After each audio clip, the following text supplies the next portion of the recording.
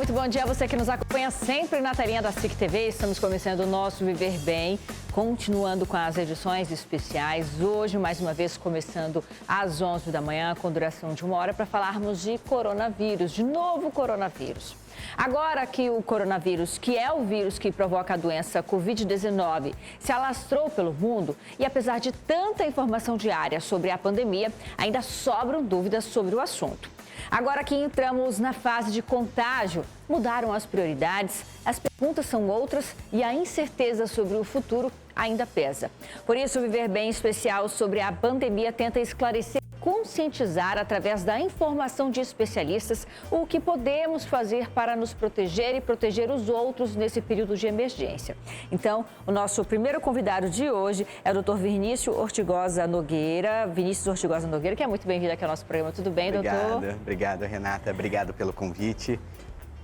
Doutor, ainda restam bastante dúvidas, né? E como que o senhor, sendo professor da Universidade de Rondônia, também é membro do CREMERO, como que essas instituições têm colaborado com esse momento? Perfeito. As instituições, Renata, em especial as instituições públicas, elas cumprem um importante papel no combate à pandemia pelo Covid-19. São as instituições públicas que produzem informações científicas. Foi uma instituição pública no Brasil que em menos de 48 horas codificou e decodificou o código genético da primeira infecção pelo novo coronavírus no Brasil. São as instituições públicas como a Fiocruz, que produzem kits para o diagnóstico do coronavírus no país, e são as instituições públicas também que desenvolvem potenciais e possíveis tratamentos como vacina. Então, a história do desenvolvimento científico no Brasil, ele está assentado, sem dúvida, no fundamento e no desenvolvimento dessas instituições públicas, como as universidades públicas, como os institutos de pesquisa. Qual que é a origem desse novo coronavírus? Esse novo coronavírus, ele foi reportado pela primeira vez no dia 31 de dezembro de 2019, na província de Hubei, na cidade de Hunan, no qual o Centro de Controle de Doenças da China reportou à Organização Mundial de Saúde o aparecimento de formas graves de pneumonia. Identificaram, naquela ocasião, que se tratava de um novo tipo de coronavírus. O coronavírus, ele não é um vírus novo, ele já é um vírus conhecido da população mundial. Ele é um vírus que tem algumas características próprias, é um vírus DNA, ele possui na sua estrutura algumas proteínas que parecem uma coroa, por isso a denominação de coronavírus. A gente denomina novo coronavírus pelo fato de ser um novo tipo viral. Quantos tipos virais temos dele? Nós temos no mundo, né, a descrição de três grandes... não seriam pandemias, mas três grandes ciclos de doenças causadas pelo coronavírus. Em 2002 a 2003, nós tivemos uma grande epidemia pelo coronavírus tipo 1 na China, com uma taxa de letalidade de 10%. E em 2012 nós tivemos o MERS, que nada mais foi do que um coronavírus, que na região do Oriente Médio, em especial na Arábia Saudita, também apresentou formas graves de desenvolvimento da doença. E agora nós temos o que nós chamamos de Covid-19, né? Que é essa apresentação, que é esse desenvolvimento dessa nova forma viral do coronavírus. E neste caso, uma pandemia. Começou inicialmente na China e já na segunda quinzena de janeiro nós tínhamos transmissão comunitária em alguns países da Europa. Tem alguma temperatura que o vírus ele não resista? Há estudos científicos que apontem para isso? Essa é uma excelente pergunta, Renata, porque há uma certa dúvida, por exemplo, de que maneira o vírus se comportaria num país tropical como o Brasil. de que maneira o vírus se comportaria. Uma região quente como a nossa. De que maneira o vírus se comportaria numa região de clima não ameno como a região de Rondônia. O que nós sabemos, em verdade, o que a ciência nos apresenta como dado até o presente momento, é que as temperaturas mais amenas, elas favorecem a proliferação do vírus. É importante lembrar que nós estamos em período, Renata, de sazonalidade. O que significa isso? O período no Brasil, onde as temperaturas são mais amenas e há circulação de outros tipos virais, como o vírus da influenza, o vírus sincicial respiratório. O que há de novo nesse momento histórico no país é o aparecimento dessa nova cepa do coronavírus 19. Então, todos esses vírus respiratórios, eles se dão muito bem em baixas temperaturas ou temperaturas mais amenas. Antibióticos são eficazes na prevenção ou até mesmo no tratamento do Covid-19? Em definitivo, a única medida preventiva demonstrada pela literatura científica em relação ao Covid-19 são basicamente duas, Renatas. O isolamento social, garantir que as pessoas fiquem em casa, diminuam sua circulação e diminuam a transmissibilidade do vírus, e aquilo que se denominou de etiqueta respiratória, que é a lavagem de mãos, o cuidado quando a pessoa está sintomática de utilizar a máscara cirúrgica. Então, são as duas medidas relacionadas à prevenção da disseminação do vírus. Quando a pessoa está infectada pelo vírus e desenvolve as formas sintomáticas, uma das formas de manifestação clínica do vírus é a pneumonia. Neste caso, considera-se, após uma avaliação especializada de um infectologista, de um pneumologista, de um intensivista ou do médico emergencista, a prescrição de terapia antimicrobiana.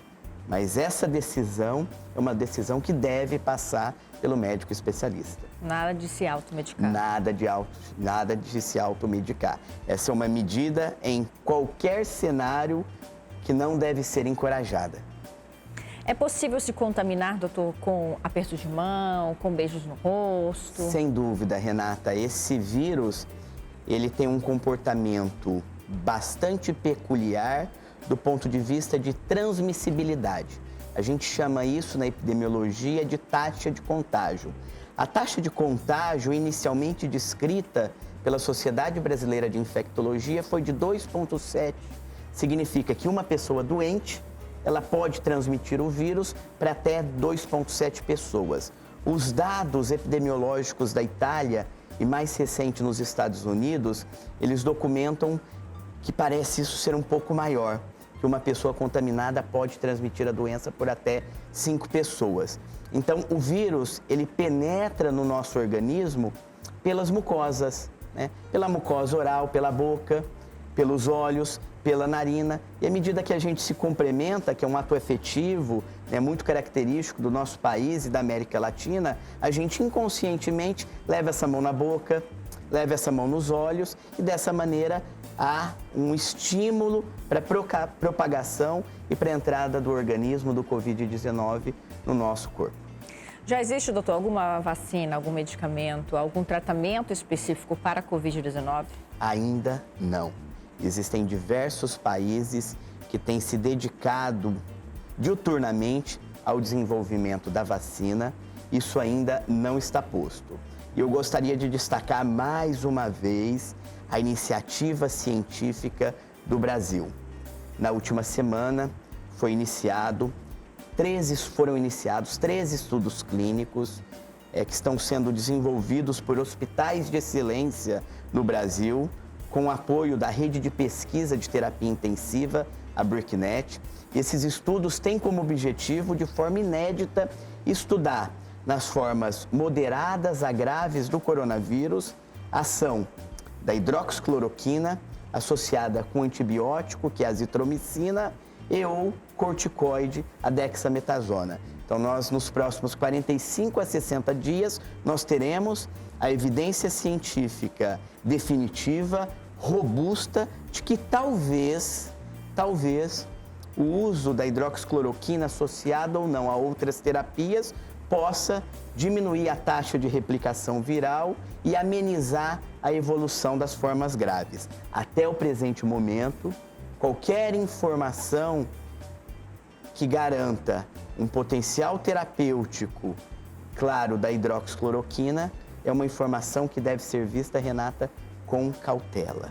Inclusive, são estudos para possível tratamento. Não adianta de nada essa corrida desenfreada que tivemos em todo o país em busca do medicamento como uma forma preventiva. Até porque ele tem seus efeitos colaterais e todo medicamento precisa de uma prescrição médica. E não só isso, Renata, esse entendimento seu ele é perfeito, mas existem outras doenças em que o uso da hidroxicloroquina ou da cloroquina é bem estabelecido, como lúpus, como outras doenças reumatológicas, e essa corrida desenfreada a partir de uma informação sem uma evidência científica maior gerou uma crise de desabastecimento. Nós sabemos que a cloroquina ela está intimamente associada com arritmias cardíacas, com algumas doenças oftalmológicas, então seu uso apenas em situações clínicas já descritas pela literatura, e no contexto do Covid-19, a hidroxicloroquina só deve ser utilizada até o presente momento, à luz das evidências científicas atuais, em protocolos clínicos de pesquisa. Certo, doutor. Estamos em meio à vacinação, à campanha de vacinação contra a influenza. Pessoas que têm algum tipo de suspeita para o novo coronavírus ou até mesmo a confirmação, devem se vacinar? Essa é uma pergunta indispensável. Nós sabemos que a vacina contra a gripe, a vacina contra a influenza, ela visa prevenir, Renata, as formas graves da doença. Somente no ano passado, no Brasil, 1.100 pessoas morreram em decorrência da influenza. Então, é indispensável que as pessoas que são fatores de risco, como os profissionais de saúde, que têm uma determinada idade, que têm comorbidades, como doença cardiovascular, elas possam sim ser submetidas à vacinação da influenza. A precaução é evitar procurar as unidades de saúde em momentos de aglomeração.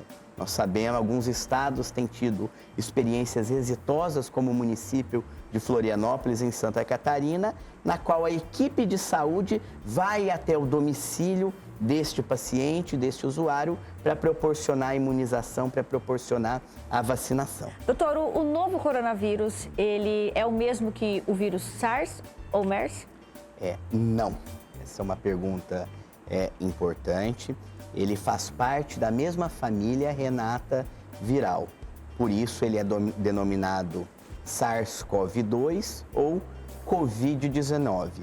Em 2002 a 2003, na China, houve o aparecimento de uma doença nas formas respiratórias, onde foi identificado o SARS-CoV tipo 1. Em 2013, no Oriente Médio, na Arábia Saudita, esse vírus, mais uma outra manifestação, um outro tipo viral, foi responsável também por manifestações clínicas de maior gravidade. Então, apesar de serem da mesma família, a família do coronavírus, esse é um tipo, é uma espécime viral diferente daqueles que estiveram envolvidos nas formas graves da doença em 2002 na China, em 2013 na Arábia Saudita, no Oriente Médio. O indivíduo ele pode transmitir o novo coronavírus mesmo não apresentando sintomas? Isso é indispensável para que a gente possa compreender a maneira como a transmissibilidade do vírus ocorre, Renata, e a importância das medidas de isolamento social. Foi publicado recentemente um estudo sobre o contágio do coronavírus e a transmissibilidade do coronavírus na primeira semana de epidemia da China. E esse robusto estudo científico, ele demonstrou que 80% dos pacientes que estavam assintomáticos na China, eles transmitiam a doença. Ou seja, o paciente assintomático, esse felizmente, Renata, é um vírus que 80% das pessoas que se infectam das formas leves. Mas mesmo as formas leves e os indivíduos pouco assintomáticos ou com sintomas leves, estes sim são responsáveis por perpetuar a cadeia de transmissibilidade do vírus. Então, sim, os pacientes que têm o vírus e que são assintomáticos, eles não só transmitem o vírus, mas eles são o principal responsável pela transmissão do vírus. Bom, em quanto tempo o novo coronavírus sobrevive em superfície? A gente vai falar um pouquinho mais sobre isso aqui, para o doutor comentar, inclusive. Afinal, existe essa curiosidade de todos nós, né? De quanto tempo que ele sobrevive, então. Olha, a sobrevida do coronavírus em superfícies no aço inoxidável é de 72 horas, 3 dias. No plástico, de 72 horas, ou seja, 3 dias. No papelão, de 24 horas. No cobre, de 4 horas. A aerossolizada poeiras, 40 minutos a 2 horas e meia. Certo, doutor? É isso, esse vírus ele tem um comportamento extremamente heterogêneo e variável, Renata, a depender do tipo de superfície. Por isso a importância das medidas de higiene de mão, de lavagens de mãos. E eu gostaria de destacar uma coisa. Está tendo também, Renata, uma corrida desenfreada nos supermercados e em farmácias em busca do álcool 70%. O álcool 70% é uma substância que permite a eliminação do vírus, mas a simples lavagem de das mãos com água e sabão, ela também é suficiente para que a gente possa atuar com segurança e evitar a transmissão do vírus através do contato. Para a limpeza de superfícies, a água sanitária resolve? Água sanitária, o álcool 70, algumas outras substâncias como hipoclorito de sódio, todas essas estão validadas pela vigilância sanitária na limpeza de superfícies. Doutor, com o acesso fácil da informação, né, a gente sabe que hoje em dia também correm aí muitas fake news. Uma pergunta que acho que cabe bem dentro desse cenário é se o novo coronavírus ele teria sido produzido em laboratório. Existe essa possibilidade? É indefinitivo, Renata. Nós precisamos afastar de algumas mentes curiosas qualquer tipo de teoria da conspiração. O coronavírus ele é descrito, não esse coronavírus, o Covid-19, mas o coronavírus ele é descrito nas séries médicas desde 1960. Então, esse coronavírus, o Covid-19, ele é, na realidade, um novo tipo viral de uma família de vírus já conhecida e até o presente momento não há nenhuma evidência que se trata de uma arma biológica desenvolvida pela China ou qualquer coisa do tipo. Bom, e no último dia 27 de março foi apresentada uma pesquisa sobre o Covid-19 em uma coletiva de imprensa aqui em Porto Velho. Neste estudo foram mostrados números sobre o comportamento do coronavírus no estado em 2 cenários, estimativas otimistas e também pessimistas. A pesquisa foi realizada pela doutora Ana Lúcia Escobar e também pelo doutor Vinícius Ortigosa Nogueira, que são médicos, pesquisadores e conselheiros do CREMERO. Então, alguns números, infelizmente, são pessimistas e nos assustam, né? Por isso que a gente convidou hoje, então, o doutor Vinícius para esclarecer os principais pontos deste estudo e também tirar outras dúvidas recorrentes sobre a pandemia, como a gente já está fazendo aqui agora, né? Então, doutor, falando sobre estes números, o senhor pode explicar para a gente os principais pontos do seu estudo? Perfeito. Eu gostaria de destacar também a importância do papel da professora doutora Ana Lúcia Escobar, médica epidemiologista, que fez modelagens, Renatas, a partir de modelos matemáticos e projetou estimativas de contágio e de desenvolvimento de doença no estado de Rondônia. A previsão, ela é sempre uma adivinhação, ela não retrata a realidade absoluta em si, mas ela permite que as autoridades sanitárias, que os gestores e que os profissionais médicos tenham uma ideia do que pode acontecer, inclusive para que nós possamos antecipar de forma estratégica, clara, as ações que vêm sendo tomadas em defesa da saúde e da vida da população em Rondônia, né? O nosso estudo, o meu estudo em particular, ele avaliou o que há disponível na rede de atenção de urgência e emergência, ou seja, o que nós temos disponíveis de leitos hospitalares, de unidades de terapia intensivas e projetamos, com base em modelos matemáticos, qual seria o comportamento da pandemia no município de Porto Velho. Com essa modelagem, com essas estimativas, a gente consegue apresentar de maneira clara, sem fake news, para a população e para os gestores o que pode acontecer num cenário mais otimista e num cenário em que a doença se propaga em ritmos galopantes. Então, reforço, isso é apenas uma previsão, isso é apenas uma estimativa. É isso que os pesquisadores, eles fazem, eles aportam informações para que as autoridades, cientes da sua responsabilidade histórica, possam produzir ações consequentes de enfrentamento e combate ao vírus. Então vamos aos números, né? E antes eu queria até reforçar para o telespectador de casa que o Viver Bem ele é um programa gravado. Hoje é sexta-feira, dia 3 de abril. A nossa gravação está ocorrendo no dia 3 de abril, então esses números eles podem atualizar conforme o período aí até a exibição do programa. Então a gente tem aqui um gráfico, né, falando sobre o coronavírus no Brasil, Europa, Estados Unidos, México, Coreia do Sul e o número de casos infectados. E a curva de crescimento desses casos, né, doutor? Exato. Nós temos, então, nesse gráfico, esse é um gráfico que passou por uma modelagem desde o dia 24, então os números eles já se encontram bastante além do que está representado, mas a gente vê, né, a curva de comportamento da pandemia nos principais países, e eu gostaria de destacar a maneira como a crise se desenvolve de forma catastrófica na Itália, mais recentemente na Espanha e nos Estados Unidos. Nas últimas 24 horas, Renata, infelizmente, mais de 500 pessoas morreram nos Estados Unidos.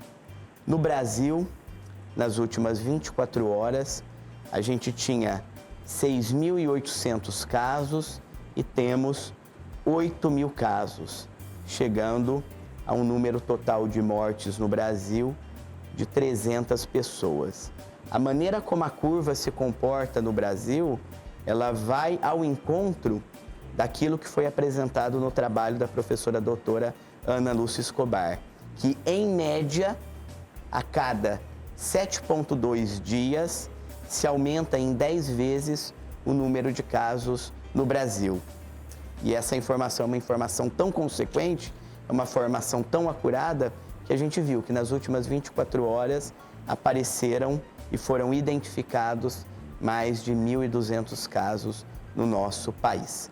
Nós estamos apenas no início da curva exponencial de desenvolvimento e aparecimento de novos casos, Renata.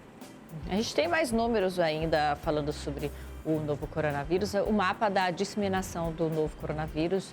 Esse mapa é do dia 1º de abril.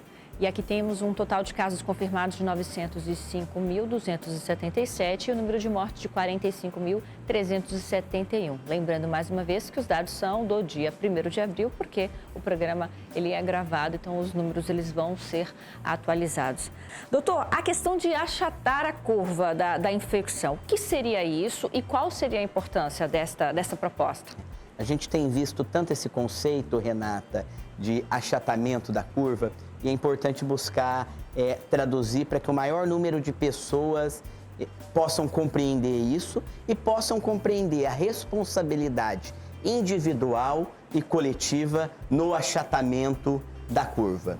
Quando há circulação de um novo vírus, né, e tal como o Covid-19, a taxa de contágio é extremamente alta, existe um pico rápido de aparecimento de casos, é o que se denomina de pandemia, e esse número muito robusto, muito grande de casos novos que aparecem, eles superam grandemente a capacidade do sistema de saúde em prover cuidado. Esse gráfico faz parte do estudo feito por vocês? Não, esse gráfico, ele é um gráfico da Organização Mundial de Saúde, é um gráfico que apresenta o comportamento de novas cepas virais na comunidade. Mas esse é um gráfico universal e ele pode ser utilizado para compreender o conceito de achatamento da curva.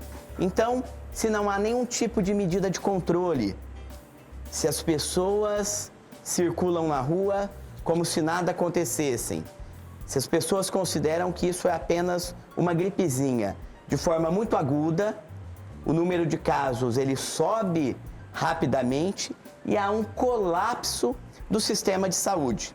O número de pessoas infectadas e que desenvolvem as formas graves, que necessitam de internação, é muito superior à capacidade do sistema de saúde em prover cuidado. Os recursos de saúde que nós temos, eles são ilimitados. Há uma possibilidade de ampliação da oferta da rede de cuidados, mas os recursos são limitados. Não se produz ventilador mecânico do dia para a noite. Não se forma profissionais médicos, intensivistas, emergencistas do dia para a noite. Então há uma limitação, há não só uma escassez, mas há uma limitação no que o sistema de saúde consegue produzir. Então, sem nenhuma medida de isolamento social... Quando a gente fala aqui no gráfico de medidas de controle, são isso. A primeira curva, note, na linha tracejada, é a capacidade do sistema de saúde em acolher, em prover tratamento a esses indivíduos. Quando não há nenhum tipo de medida de controle, e por medida de controle nós estamos falando de isolamento social. Permitir que as pessoas que não desenvolvem atividades essenciais fiquem em casa. Aos profissionais de saúde não é dado esse direito. Nós temos uma missão em defesa da vida, mas a grande maioria das pessoas tem essa possibilidade. Então, as medidas de isolamento social, elas permitem um achatamento da curva. O que isso significa? Que um número menor de pessoas desenvolva a doença num maior período de tempo. Isso permite que, à medida que os casos graves vão chegando, o sistema de saúde consegue acolher e atender essa demanda crescente. Além disso, quando a gente achata a curva com as medidas de isolamento social, a gente não apenas permite que essas pessoas possam ser devidamente atendidas pelo sistema de saúde e, no Brasil, essencialmente, sistema de saúde pública. Por isso, a importância do fortalecimento do SUS. Mas quando a curva achata, os casos, eles são, Renata, distribuídos ao longo do tempo. Neste tempo, é possível que surjam medidas de tratamento, como, por exemplo, o surgimento de drogas que vão combater o vírus, o desenvolvimento de uma vacina. Por isso a importância de reforçar o conceito. Fiquem em casa. As medidas de isolamento social, elas permitam o achatamento da curva e evitam que haja colapso do sistema de saúde. Ninguém em Rondônia ou no Brasil gostaria de estar passando as situações difíceis e de dilemas éticos, morais, que os médicos e os profissionais de saúde da Itália, da França e, mais recentemente, dos Estados Unidos têm passado. E com isso tudo, vocês trouxeram para a nossa realidade de Porto Velho, de Rondônia, né, doutor? Eu gostaria de colocar na tela agora para o senhor comentar para a gente. Perfeito. Esses são os dados das projeções estatísticas do nosso estudo e nós evidenciamos, a partir do comportamento do vírus na Itália e na China, que o que nós temos, Renata? Felizmente, e é importante alertar a população para esse dado, a maior parte das pessoas que desenvolve a infecção, a doença pelo Covid-19, ela felizmente desenvolve a doença nas formas leves, pouco sintomáticas. É uma febre baixa, Renata, é uma tosse seca, pode ter congestão nasal, um pouco de falta de ar, dor muscular. São sintomas leves, são sintomas que simulam uma gripe. 80% das pessoas desenvolvem essa forma leve de doença. E nós temos que hoje no município de Porto Velho, aproximadamente uma população de 74 mil pessoas com mais de 50 anos. É essa população que o vírus gosta. A susceptibilidade, né, de crianças, de adolescentes e de jovens, né, ela é baixa. Isso quer dizer que o vírus, ele tem baixo potencial patogênico nessa população. Isso não significa que as pessoas têm, as mais jovens, uma armadura em torno de si. Os mais jovens devem, inclusive, tal como os mais idosos, serem submetidos às medidas de isolamento social. Mas há uma preocupação maior com essa população acima de 50 anos. É essa população que morre mais. É essa população que está morrendo mais na Itália. Então, nessa população, Renata, acima de 50 anos, que no município de Porto Velho, de acordo com o último censo do IBGE, é de 74 mil pessoas, nós temos que de 1 a 10% vai desenvolver a doença. As formas leves, 15% desenvolvem falta de ar e vão precisar de internação em ambiente hospitalar, basicamente, Renata, para receber oxigênio. E 5% desenvolvem as formas graves da doença e vão precisar de internação em unidade de terapia intensiva. Quando a gente projeta isso, né, para a realidade de Porto Velho, para a realidade de Rondônia, em 1%, eu acho que Pode passar para a próxima imagem, por favor, produção. Em 1% desta população, nós teríamos no município de Porto Velho que 740 pessoas irão desenvolver a doença. Cerca de uma centena, 111, vão precisar de leito de internação hospitalar e 5% desse número, ou seja, 37 pessoas, iriam precisar de uma internação em unidade de terapia intensiva. Isso num cenário mais otimista.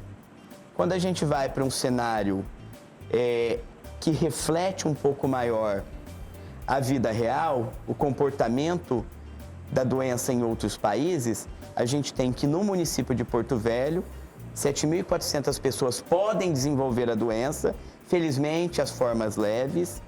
Cerca de 1.000 pessoas iriam precisar de internação em unidades hospitalares para receber oxigênio e 370 pessoas poderiam requerer internação em unidade de terapia intensiva. Isso num cenário mais pessimista. Num cenário mais pessimista. Sendo somente em Porto Velho. Sendo somente em Porto Velho. Nós não temos 370 leitos de unidade de terapia intensiva em Porto Velho. Por isso, nós precisamos, de alguma maneira, Renata, achatar a curva, distribuir a maneira como essa doença evolui ao longo do tempo. Queria colocar a próxima imagem, por favor, produção. Aqui a gente tem as estimativas de demanda de leitos de UTI, como o senhor comentou. Exato, né? Esses são dados da Associação de Medicina Intensiva Brasileira, a AMIB, que junto com a Associação Brasileira de Medicina de Emergência, tem se destacado por produzir estimativas e dados fantásticos e imprescindíveis para o enfrentamento e combate da pandemia no Brasil. Então, com base, Renata, na experiência italiana, nós temos que há uma necessidade de 2,4 leitos de unidade de terapia intensiva para cada 10 mil habitantes. Considerando que a população atual de Porto Velho é de 519 mil, nós necessitaríamos de 124 leitos de UTI novos. Destaco, são leitos de UTI novos. Por quê? Porque no município de Porto Velho, a gente tem uma taxa de ocupação em unidade de terapia intensiva maior que 90%. Ou seja, os leitos que nós temos disponíveis hoje, eles não são suficientes para atender a demanda que se espera com a pandemia do Covid-19. Falando em demanda, doutor, como é que se dá o atendimento em postos de saúde aos pacientes suspeitos do novo coronavírus? Essa é uma pergunta importantíssima. Aqueles pacientes que têm sintomas leves, febre baixa, indisposição, tosse, que não desenvolvem falta de ar e que não têm febre alta por mais de 3 dias, estes não devem procurar a unidade básica de saúde. Por quê? Porque nós sabemos que nós devemos evitar aglomerações. Se ele não tem o Covid-19 e ele procura uma unidade básica de saúde tendo sintomas leves, existe uma alta probabilidade deste indivíduo, deste cidadão, desenvolver a doença e ter o contágio com o coronavírus. Então, nós reforçamos, pacientes com sintomas leves não devem procurar a unidade de saúde. Há, inclusive, uma iniciativa muito interessante do município de Porto Velho, com algumas limitações, é claro, que estabeleceu um call center. Então, os munícipes de Porto Velho, eles podem ligar para esse call center e receber orientações sobre o vírus e sobre seus sinais e sintomas. Quem deve procurar as unidades de saúde? Essa é uma pergunta importantíssima. Aqueles que desenvolvem sintomas que predizem maior gravidade. Febre alta, Renata, e falta de ar. Quem desenvolve febre alta e falta de ar deve sim procurar o mais breve possível uma unidade de saúde. Se for mais próximo da sua casa, em horário comercial, uma unidade básica de saúde e em 24 horas as unidades de pronto atendimento. Apenas se desenvolverem esse tipo de sintomas. Reforço, febre alta e falta de ar. Mas qualquer hospital, qualquer unidade pode receber um paciente com coronavírus? A grande parte dos hospitais hoje tem feito planos de enfrentamento e preparação para o coronavírus. Há no estado de Rondônia, em especial no município de Porto Velho, unidades referenciadas, ou seja, que só vão atender os casos mais graves e que requeiram internação. Os usuários do SUS não devem procurar essas unidades referenciadas, que são o Semitron e o Hospital Infantil Cosme Damião. Em caso de sintomas como falta de ar, em caso de sintomas como febre alta, devem procurar unidades de pronto atendimento. Lembrar, Renata, sempre lavar as mãos antes de sair de casa. Se ele for de carro próprio, passar o álcool gel. E se estiver com sintomas respiratórios, colocar a máscara cirúrgica. Muito bem, queria agradecer a sua participação, viu, doutor Vinícius? Obrigado por colaborar com o nosso tema de hoje. Foi um prazer, obrigado enormemente pelo convite, Renata. E é importante reforçar para a população, fiquem em casa. A nós, aos médicos, aos profissionais de saúde, aos enfermeiros, fisioterapeutas, técnicos de enfermagem, profissionais de limpeza, não é dado essa oportunidade. Nós temos uma missão histórica nessa pandemia, que é proporcionar cuidado, é proporcionar alívio de sofrimento e é lutar incansavelmente pela garantia da vida. E nós não fugiremos a essa responsabilidade, a essa demanda histórica. Mas, de uma forma geral, o restante da população pode ficar em casa e pode contribuir enormemente para evitar que nós tenhamos uma situação de catástrofe. Portanto, fique em casa. Viver em quarentena exige muito esforço para manter hábitos saudáveis e um dos quesitos prejudicados pode ser a alimentação. Ficar em casa faz com que nós não nos atentemos a exercícios físicos ou até mesmo comer bem, enfraquecendo o sistema imunológico.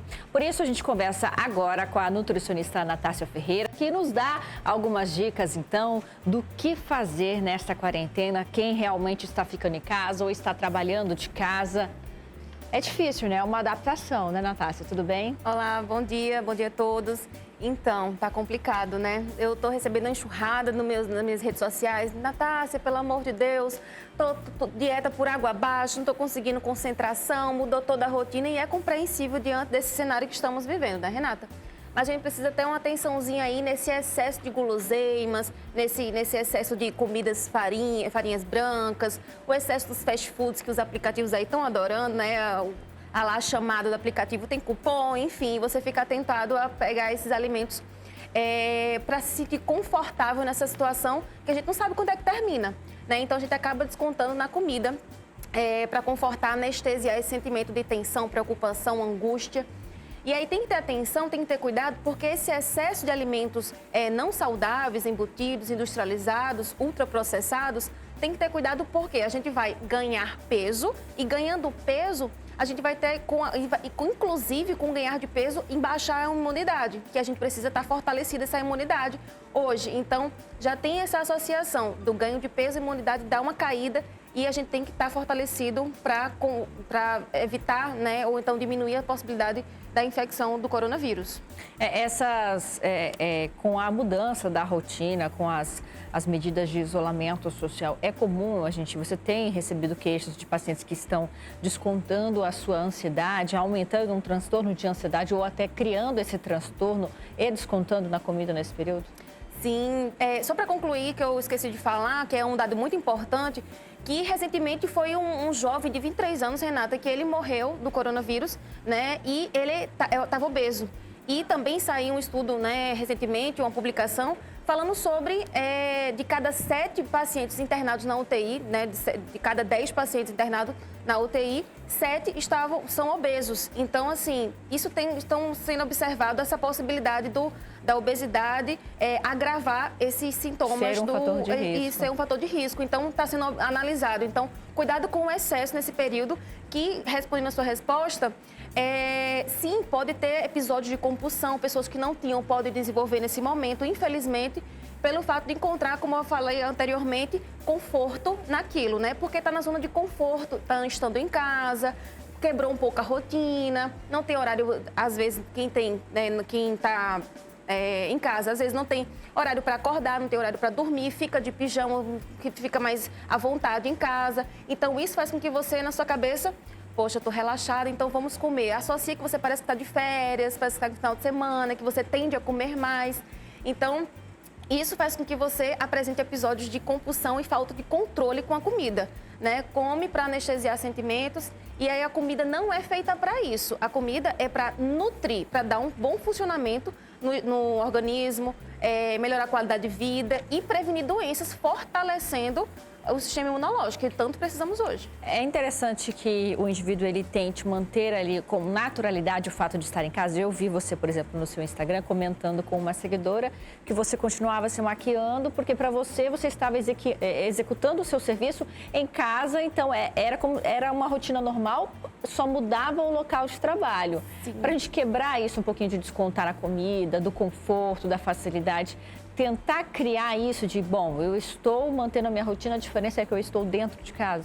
Sim, eu mudei meu cenário, né? Eu estou trabalhando só aqui em casa. Como eu trabalho também com videochamada, né, com meus pacientes, então eu gosto de me maquiar, de me arrumar, até para me sentir bem também. Então, tem algumas mulheres que fazem, eu tenho autoestima lá embaixo e fica nessa quarentena em casa, não arruma cabelo, não arruma... Nada contra quem não faz isso, tá? Mas, assim, é bom pra você se olhar e se sentir bem. E quando você olha e não se sente bem, às vezes fica com a autoestima baixa e muitas pessoas encontram uma válvula de escape na comida. Então, eu tenho esse costume de arrumar meu cabelo, fazer minha maquiagem, colocar uma roupa legal para poder atender, para não associar que eu estou em casa e estou à vontade.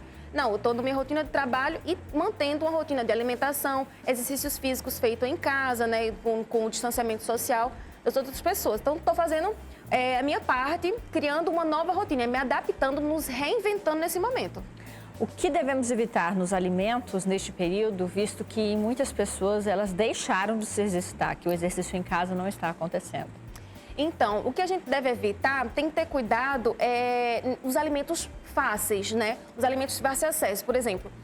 Eu tenho que beber água. Você vai ter que ir na geladeira pegar uma água. Só que aí você pega uma água e você vê uma coisa lá atrativa.